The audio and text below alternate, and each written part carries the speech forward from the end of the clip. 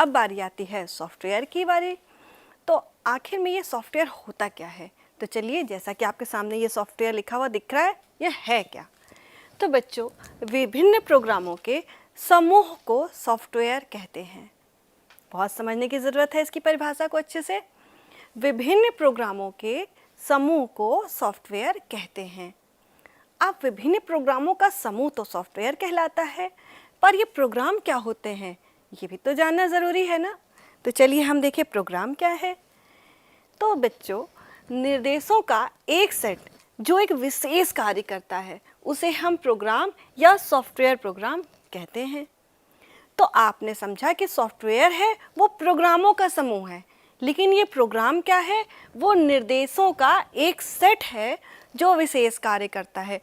ठीक उसी तरह जैसे हम अपनी आँखों से देखते हैं, अपने कानों से सुनते हैं, हाथों से हम किसी चीज़ को पकड़ते हैं, लिखते हैं, तो जिस तरह हमारे शरीर के हर एक अंग का कोई एक विशेष कार्य होता है, ठीक उसी प्रकार निर्देशों का एक सेट जो कोई एक विशेष कार्य करता है, उस पर्टिकुलर उस विशेष निर्देशों के सेट को हम कहते हैं प्रोग्राम।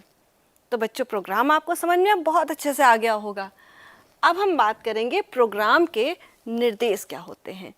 तो प्रोग्राम के निर्देश कंप्यूटर को इनपुट कार्य करने तथा डाटा को प्रोसेस करने तथा रिजल्ट को आउट करने के लिए निर्देशित करते हैं। देखिए बच्चों, निर्देश से ही समझिए।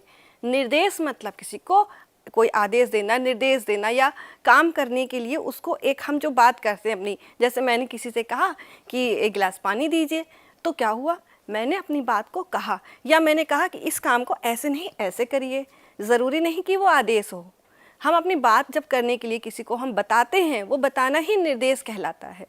ठीक इसी प्रकार कंप्यूटर में क्या इनपुट आएगा, किस तरह से प्रोसेसिंग होगी, क्या रिजल्ट निकलेगा, ये जो सारे निर्देश होते हैं, इसको निर्देशित करने का कार्य कौन करता है? प्रोग्राम के निर्देश।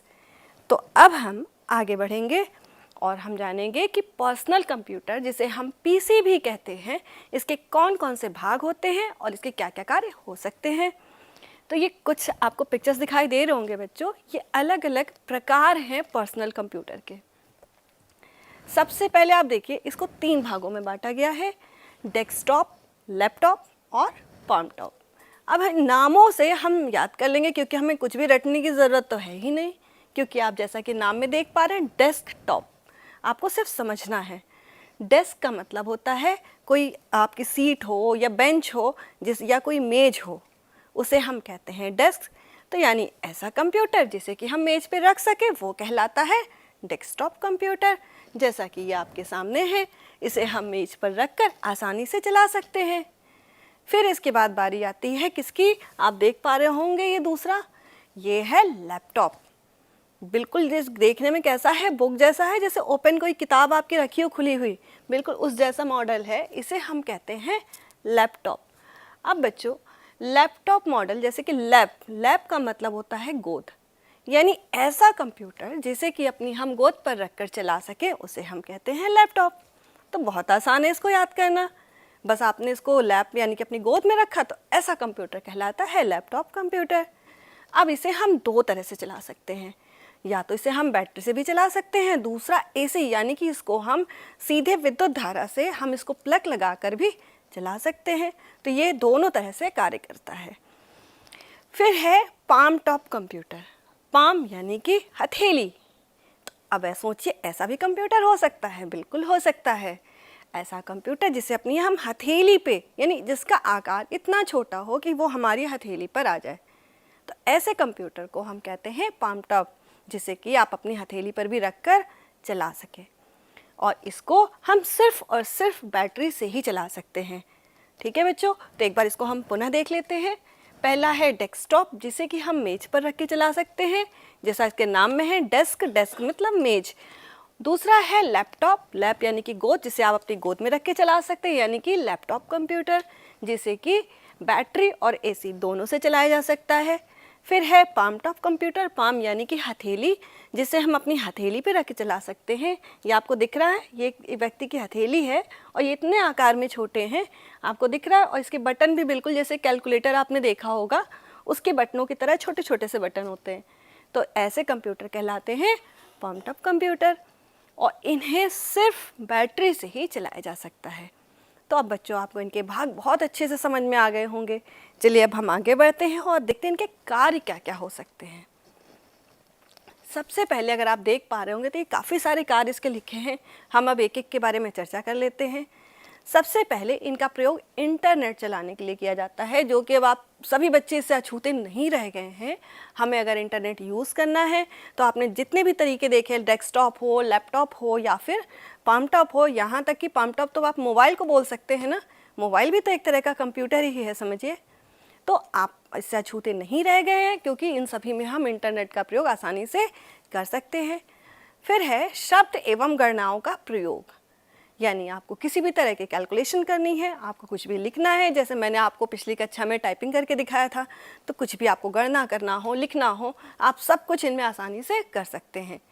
इसके अलावा प्रेजेंटेशन बनाने में, जैसे कि आप देख रहे हैं अभी मैं आपको पढ़ा रही हूँ, ये बार बार ये स्लाइड्स यहाँ आपके सामने चेंज हो रही हैं, तो इस तरह का कोई भी प्रेजेंटेशन आप आराम से बना सकते हैं इन कंप्यूटर्स पे। फिर है सांख्यिकी गणना। इसके बाद है बच्चों, इसके पुनः पहले था कि बच्चे गेम भी खेल सकते हैं। ये तो आपको बहुत अच्छा लग रहा होगा पार्ट। हाँ बच्चों, ये बिल्कुल सही है। आप चाहें तो कंप्यूटर पे, आजकल तो बच्चे खेलते भी हैं ना मोबाइल्स पे गेम, तो इसी तरह आप डेस्कटॉप पे भी, लैपटॉप पे भी, इन सब में गेम भी खेल सकते हैं। फिर है सांख्यिकी गणना। इसके द्वारा आप किसी भी तरह की मैथमेटिकल के मतलब यानी कि हम बोल गणितीय कैलकुलेशन, हम बोलते हैं गणितीय गणना या सांख्यिकी गणना, इस पर आसानी से कर सकते हैं। फिर आती है सॉफ्टवेयर निर्माण करने में भी, जैसे कि अभी तक हम लोग बहुत सारी बात कर रहे थे सॉफ्टवेयर। अब आप सोचिए कि आखिर जिस सॉफ्टवेयर से ये कंप्यूटर चलता है, उस सॉफ्टवेयर को बनाने के लिए भी कंप्यूटर की ही ज़रूरत पड़ती है। तो यह है ना अच्छी बात। तो देखिए कितनी इंटरेस्टिंग बात आपको पता चली। जिस सॉफ्टवेयर से कंप्यूटर हम चलाते हैं, उसको बनाने के लिए भी कंप्यूटर का ही प्रयोग करना पड़ता है। यानी हम कंप्यूटर ना हो तो सॉफ्टवेयर हम कैसे बनाएंगे, तो कंप्यूटर के द्वारा ही बनाया जाता है। सेल्स और प्रोडक्शन कंट्रोल करना, ये लाइन देखने में तो बहुत छोटी है, लेकिन ये बहुत बड़ा काम है, सेल्स और प्रोडक्शन। आप सोचिए जब कोई बिजनेस होता है, कितना वहाँ पे सेलिंग हो रही, कितना सामान को बेचा जा रहा है, कितना प्रोडक्शन, कितना उसका उत्पादन किया जा रहा है, इतना बड़े पैमाने पे जब ये होता है तो एक इंसानी दिमाग के लिए संभव नहीं है कि उसको डाटा को, पूरे आंकड़ों को अपने दिमाग में एकत्रित करके रख सके। हम लिखने भी बैठेंगे तो हमें बहुत हमारा समय बर्बाद होगा। तो क्या हुआ, उस समय को बचाने के लिए ही तो आविष्कार किया गया कंप्यूटर का। कंप्यूटर की जो सोच थी, इस सोच के पीछे यही उद्देश्य था ना कि कम समय में ज़्यादा काम तेज़ी से किया जाए। तो बस इसी आंकड़ों को, इन्हीं जो तरह तरह के आंकड़े हैं प्रोडक्शन के, सेल्स के, इससे बड़े बड़े आंकड़ों को कम समय में करने के लिए और मेहनत को बचाने के लिए क्या किया गया, सेल्स और प्रोडक्शन को कंप्यूटर के द्वारा नियंत्रित किया जाने लगा। तो आज बच्चों आप देखेंगे तो किसी भी ऑफिस में हो, बैंक्स में हो, डाकखाने हो, आप कहीं भी चले जाइए, हॉस्पिटल्स हो, चाहे कहीं भी आप कोई बिज़नेस हो, दुकानें आप देखिए, यहाँ तक कि आप शॉपिंग करने जाते हो कहीं भी या बाहर जाते हो कहीं भी, आप देखिए आपको हर जगह कंप्यूटर किसी न किसी रूप में दिखाई ज़रूर देंगे। तो आज हमारा कोई भी ऐसा क्षेत्र नहीं है जो इससे अछूता रह गया हो। अब बच्चों हम बात करेंगे मेमोरी की। जैसा कि मैंने आपको पहले भी बताया था, मेमोरी यानी जिस तरह से हमारी मेमोरी हमारी स्मरण शक्ति होती है। अब कंप्यूटर तो एक मशीन है ना, तो उसकी स्मरण शक्ति के लिए क्या करना होगा, बिल्कुल सही बताया आपने, हमें उसमें भी ज़रूरत होगी एक मेमोरी डालने की। ये मेमोरी कैसी होती है, आर्टिफिशियल होती है। अब ये मेमोरी बच्चों ये भी दो तरह की हो सकती है। जैसे हम भी कुछ बातें याद रखते हैं, कुछ तो भूल जाते हैं, और कुछ बातें ऐसी जो हमको हमेशा याद रहती हैं। बस वही समझिए मेमोरी में भी होता है। दो तरह की मेमोरी होती है, पहली है रैम, दूसरी है रोम। अब ये रैम रोम क्या है, चलिए देख लेते हैं फटाफट। देखिए रैम का मतलब होता है रैंडम एक्सेस मेमोरी। ये आपको इसका पिक्चर दिखाई दे रहा होगा, इसे हम कहते हैं रैंडम एक्सेस मेमोरी। देखो बच्चों इसमें एक्सेस जो शब्द लिखा है, इस एक्सेस का मतलब होता है कि उस सूचना को आप परिवर्तित भी कर सकते हैं। तो चलिए इसके बारे में हम पढ़ लेते हैं। किसी भी डेटा अथवा सूचना को संचित करने के लिए, यानी आप किसी भी तरह की डेटा, आंकड़े, सूचना, कुछ भी आप काम कर रहे हैं, इसमें आप स्टोर कर सकते हैं, संचित कर सकते हैं। इसमें डाटा अथवा सूचना को आवश्यकता अनुसार पढ़ा एवं परिवर्तित किया जा सकता है। देखिए ये बहुत इंपॉर्टेंट है, इसमें आप पढ़ तो सकते हैं, साथ साथ उसको परिवर्तित भी कर सकते हैं। जो मैंने इसका शाब्दिक अर्थ बताया था, एक्सेस, एक्सेस का मतलब ही है कि आप उसमें चेंजेस यानी उसमें परिवर्तन कर सकते हैं। सूचना रैम में तब तक ही रहती है जब तक पावर सप्लाई रहती है। बस ये इसमें एक कमी है कि जैसे ही आप उसमें, जब तक लाइट रहेगी यानी जब तक उसमें पावर सप्लाई होगी वो सूचना बनी रहेगी, लेकिन लाइट गई तो क्या हुआ, पावर सप्लाई बंद होने पर सारी की सारी सूचना विलुप्त हो जाती है। यानी कि जैसे ही पावर सप्लाई बंद हुई, जो भी उसमें सूचना थी वो सब कुछ गायब हो जाती है यानी विलुप्त हो जाती है। लेकिन अब हमारे पास इसका दूसरा ऑप्शन भी है, यानी कि रोम, जिसे हम कहते हैं रीड ओनली मेमोरी। इसमें देखिए ये चीज़ है कि इसमें जो मेमोरी है ये स्थायी होती है। देखिए बच्चों, यह स्थायी मेमोरी होती है, लेकिन जैसा कि इसके नाम में लिखा है रीड ओनली, अब इसमें आप सिर्फ रीड कर सकते हैं, यानी कि उसको देख तो सकते हैं सूचना को, लेकिन परिवर्तन नहीं कर सकते हैं। तो ये समझना बच्चों ज़रूरी है कि इन दोनों में अंतर क्या है, कि इसमें आप उसको पढ़ भी सकते हैं और आवश्यकता अनुसार उसमें परिवर्तन भी कर सकते हैं। इसमें आप परिवर्तन नहीं कर सकते हैं, केवल आप उस सूचना को या जो भी आंकड़े हैं उसको पढ़ सकते हैं। दूसरी बात, ये मेमोरी आपकी अस्थायी होती है और ये स्थायी मेमोरी होती है, क्योंकि ये बाद तक संचित रहती है। तीसरी बात क्या है कि इसमें जब मैंने बताया पावर सप्लाई बंद होते ही सब कुछ गायब यानी विलुप्त हो जाता है, जबकि इसमें जब पावर सप्लाई स्विच ऑफ हो जाती है तब भी मेमोरी में संग्रह किया डाटा विलुप्त नहीं होता है। डाटा विलुप्त नहीं होता है, इसीलिए इसे हम स्थायी मेमोरी कहते हैं। तो बच्चों 3 अंतर यहाँ मैंने आपको बताए, इसको एक बार पुनः देख लेते हैं।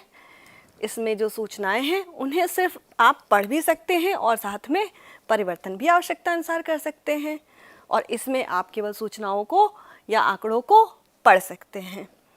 दूसरी चीज़, इसमें संचित जितने भी आंकड़े होते हैं वो अस्थायी होते हैं और इसमें स्थायी होते हैं।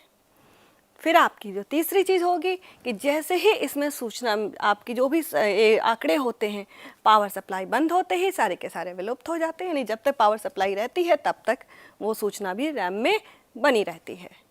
जबकि रोम, इसमें क्या होता है, पावर सप्लाई बंद हो गई तो भी कोई प्रॉब्लम नहीं है, वो बाद तक सूचनाएं उसमें संग्रहित बनी रहती हैं।